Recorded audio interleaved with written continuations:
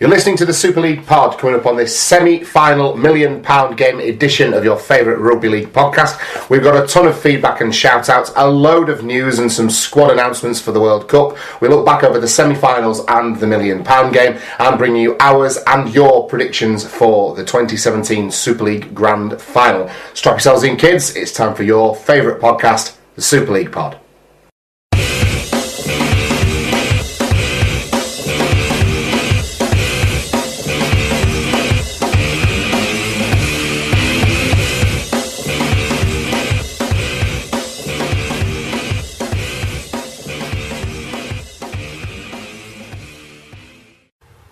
Okay, everyone, welcome along to episode 162 of the Super League pod. It's our semi-final and £1 million game show, I guess. It's not particularly a special, but as always... Everything's special on the Super League pod. That is true. As always, Tom and Mark here to cast our eyes over all things from the last week in Rugby League, but we're in a different location this week, Mark. A location from which we've never recorded the Super League pod. Have we recorded from your kitchen before? We have once or twice, yeah. So Emma's back at uni, so the office, the studio, is out of commission for us. She's busy doing schoolwork, important second years of master's schoolwork. So we're in the kitchen.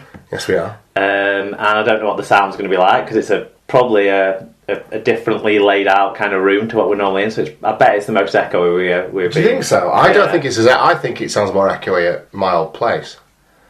Well, that is another thing to explain. So how's your week been? Well, my week's been very, very good, Mark. It's been very, very busy. Emma and I moved in together this weekend.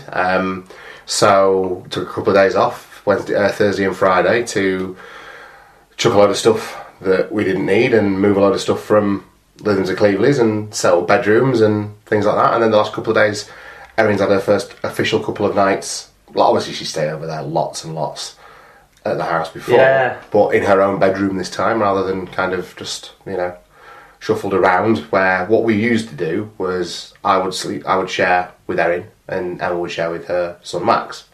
That was a wiggle fest beyond words in terms of getting kicked and snored at. But now Erin has her own room because we're there full time. Yes, she told me. Oh, of course, you saw her on Sunday afternoon, didn't you? Yeah. So there we go. Yeah. So that's it. So that's what. And so Emma's got the kids this evening, and we've not really got anywhere in the house at mine that we can comfortably record a podcast without people sort of by necessity needing to wander through, and little boys can't make lots of noise and things like that. So that's why for the next 2-3 weeks at least we'll be recording from here. Well, to the end of the series, probably to the end of this year, and then we'll figure out where we go from next year. Yeah, exactly. So that's been me. How's your week been? We'll be on Tuesdays as well, won't we, now, for the duration of the year? We will, until the end of the season, yes, we'll be on Tuesday. So next week, and then our specials, but they're kind of... They'll be intermittent anyway, won't they? So. Yeah. My week has been alright. Excellent. It's been okay. I started running again. That's been my big news this week. Really? I need to do some more fitness stuff. I've been eating like a horse. I realised it was May since I last ran. So I've set myself a target of trying to run 5k every day. Right. Which I'm sure Dr. Bob will tell us isn't healthy or whatever, I don't know. Well, maybe it just tells you it'll do nothing for you, like me and iron tablets. Yeah, there you go, we'll get it's to not healthy, maybe it's just not healthy. We've ruined that bit of the feedback. Oh, right, sorry. And what else did I get up to? Well, went out for a tea with some friends and their children, and somehow I ended up being left sort of to look after the children almost. Well, you're good with kids, you said last week. There was a rotating door of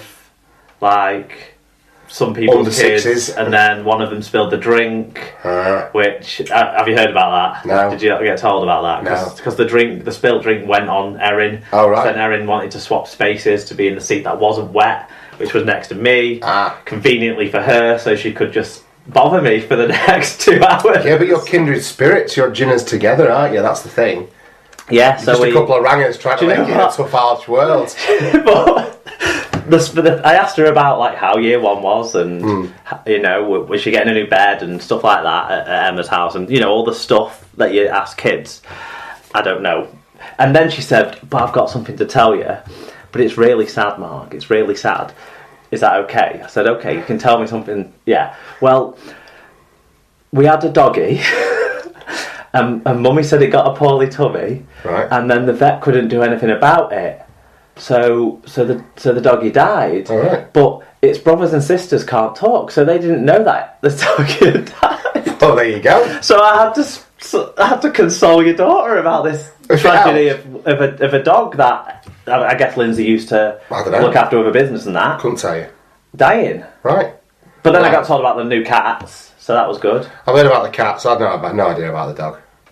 She hasn't mentioned it once. I assume Erin has the emotional. dogs just die, don't they? She's got a fair amount of emotional resilience. And, Yeah. You know, there you go. Well, that was. It's all right. They just got pen on my jeans. Because and, this week Emma rescued a hedgehog.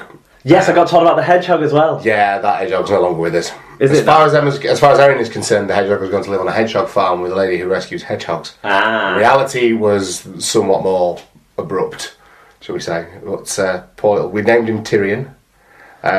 Is that after something? He's the little guy in Game of Thrones. Well, there you go. So we named him Tyrion, and he was very well cared for. But I think it was just the shock of not being in his natural environment and this, that, and the other, and he passed away. Wasn't he ready to hibernate soon? I don't know. When did he hibernate? Well, he was young. Did he hibernate? Yeah. From the research, he's definitely not hibernating.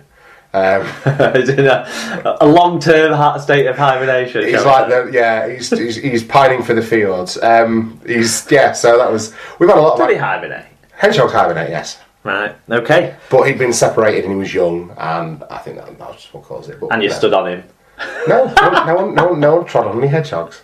It was a sad day in our house, Mark. I don't know why you're making light of it. Well, there's a lot of sad days around, from what I've been told. Perhaps the odd hedgehog is neither here nor there. Yeah. So, that's our week's ramble through somewhat. Yeah. Who's been getting in touch with the show, sir? Well, loads. We've got absolutely tons today. And do you know what? It's probably our biggest games to talk about. It's probably our biggest news as well for a long time. We've got an update on the Self-Origin series that we'll get from Aaron, our old friend from last year, Aaron Smith, later on in the feedback and shout-outs. We've got a few World Cup squads to talk about. Yeah. Not England, Scotland and Wales. No, Wales. Wales was last week, wasn't it? Wales were done. Not England, Scotland or Ireland yet, they're next week, but a lot of other ones.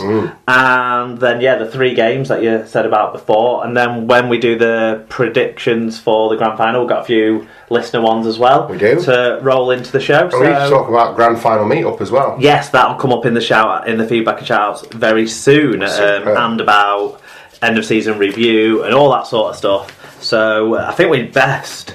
Let's crack on, sir. Yeah. Who got in touch then? Well, a nice quick one to start with from our old mate Paul Campbell, at Paul Campbell 980, if you want to follow him on Twitter. He just said, great episode, guys. Thank you. He was curious as to who Paul Campbell was, but we couldn't possibly say. Well, no. We don't know. We literally couldn't That's say. Exactly. I have a few theories. I have a few theories as well. And coming up next is Paul Ludo Lewis. There you go. At Ludo Lewis. Maybe one of my theories. Yes. Oh, really? I always peg it as I peg it as Langers. And he said, I hope Cass win and Rob remains bearable, in quote marks. And then that was what one of us said, and then the reply, I think only one of those two things are possible. And he said he had a real life lol at that one, and then a crying with laughter emoji. There you go. There you go. Darts at Mitchell Darts said, top ep lads, lost count on the quiz, but I think I did alright. That's code for other shit, isn't it? Other shitter. Yeah. I thought, I can't remember. Because he would have retraced his steps and counted them up if he really thought. It's not like you haven't got it to go back to, is it? Yeah. Lee Whitnell at L Whitnell just said, is it Zach Hardacre? Yeah, it's going to be a stock answer. Another top quality lads. It's not going to help you this week because none of the answers are Zach Hardacre to a grand final themed quiz coming up at the end of the show, Tom. Great. Mark at Wilco2205 said, you can really hear the pain in Mark's voice when Tom suggests Hardacre for the 10th time, best quiz yet. And then Fatboy Rob at Fatboy_Rob says, confession time, I didn't get the Zach Hardacre one either. Just keep guessing Zach Hardacre and you'll get that. The one is even worse at cast-related aspects to the quiz than normal-related aspects to the quiz, I think, Rob. You can tell he drinks a lot of games. Yes. Cutthroat Jake at cut_throat_Jake said, another great Super League pod this week, lads. Perfect for the drive from Salford to Bristol. There was a moment near the start where I thought Tom Crook was going to come over or Barry White. I think... That was when we were talking about whether or not people had done it to the Super League pod. For the record... Still waiting to hear from you, by the way, if you are. Tumbleweed. Do you know what? I think if anything, we could be an aid to somebody. If you were, if you suffered from early arrival, shall we say, maybe listening to. I was thinking more like help you to hold off. I was thinking more like blokes might put us on so that the woman would be like, "Oh, okay, then turn it off and we can have sex," sort of thing. I'll literally do anything. Like anything to not listen to those two idiots. Fucking hell. Is that not the promise of a meatloaf song? Anyway, John also said, and I think we were talking about Sinfield a bit last week then. For the record, Sinfield was the loose forward in the Super League Dream Team of 2005, 6, 8 and 9. I think were we both sort of saying we don't necessarily see him as a loose forward. Yeah. I asked John, and John does see him. Will think he'll always remember him as a loose forward.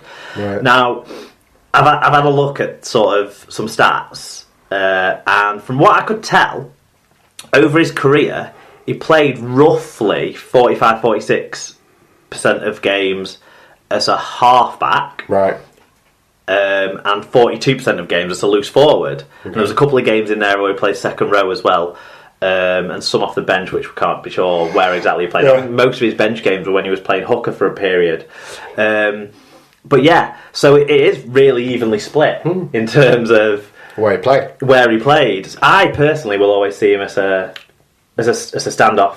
Or a halfback. I think you're going to bring up the World Cup semi-final again. I personally will always see him not kicking the ball. Not a scrum half, not wearing 7 like he did that day. No, but yeah, so for that 2005 Dream Team, interestingly, he actually did play most of the year as standoff. He played about 7 of 20 odd, nearly 30 games in the Super League as a standoff 5/8 rather than as a loose forward. So it's a surprise that he got picked as loose forward that year. But the other years he actually did start most of his games as a loose forward. Then after 2009 he reverted back to being more of a half. Yeah. There was a bit of all positions in all those years. But yeah, so 3 of those 4 years legitimately picked as a loose forward where he was playing. But yeah, an interesting one. I mean, what does everyone else think? Loose forward or half for Sinfield? Yeah. In my mind he's always been a half. Yeah. But I don't know. I suppose it's. I did watch him near enough as much as. No, not at all. Okay. As Cutthroat Jail would have done. Fatboy Rob got in touch to say the points record of 51 is held by Bradford. Yes, I can't believe Tom Crook let that slide. # Yorkshire. Phil Nadine picked him on the same point. He said, I was thinking the same thing. Tom Crook must have been tired. Yeah, I hadn't had my iron tablets. Well, you had, hadn't you? Yeah, I had that. They were going to waste. Yeah, I was mistaken. What I think I got mixed up with is Wigan have the record of the best ever regular season Super League performance in terms of points per game, which was 42 from 23 in 98, which is more than Castleford's 40 from the 23 game regular season this year. Okay. And Wigan also have the pre-Super League top division performance record in terms of points per game, but not highest points total because they came way back when they used to play like 36 games and stuff like that in the 50s and stuff. I think it might be someone even like Oldham or something who's got that record, Saints or Oldham or someone. But yeah, Wigan's 56 from 30 games, which is the same as what we would say Castleford's 50 and what Bradford's 51 was. Wigan got 56 from 30 games, and 86, 87 and 94, 95. So maybe that's what I was thinking of last week when I was getting mistaken. But there you go. Records for everyone, but not Cass. No. Okay, yeah, Dr. Bob Phillips got in touch, Tom, to say iron pills for Pepper pointless. So I've moved on to speed now, Bob. Cheers. He also recommended to us something called Top of the Lake. He said recommend both series. TV series, yeah. I've not had a chance to look into it. I wonder if it's like a Nordic noir type thing. Not aware of it at all. No, I'll have to have a look. Yeah, so if people are interested, all about liar in our house. Check out Top of the Lake. Mitchell Darts said, because he mentioned about Gary Lowe now being able to play for PNG, and we weren't sure what he was on about, and he said that PNG has a selection policy of not choosing players below Super League, right? Which is weird because I'm guessing they're going to pick intra Super Cup players. Exactly. Maybe the P&Gians consider that to be a cup of Super League. Well, and it also means no jukebox. No jukebox. No jukebox. Menzie Yere is gone from the World Cup squad. Well, there you go.